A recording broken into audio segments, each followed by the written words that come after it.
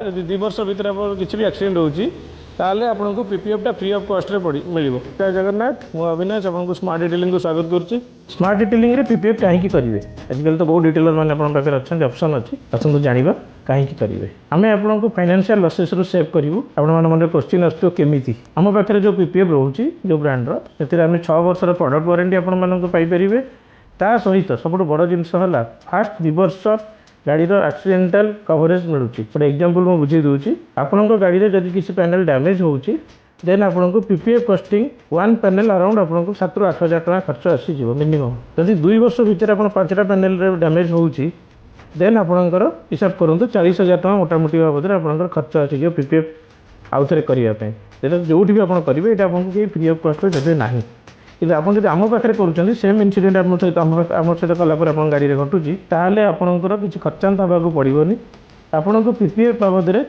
किसी पेमेंट करने को पड़ोनी जीरो कस्ट आम नबू मेटेरियल कस्ट आप जीरो नबू। तो यहाँ हूँ सबुठ आपंकर फाइनेंशियल लसेस सेव करमती गाड़ी इंश्योरेंस थाए गाड़ी प्रोटेक्ट करने सेमती स्मार्ट डिटेलिंग पाखे पीपीएफ कले आप पीपीएफ प्रोटेक्शन भी पाइपर।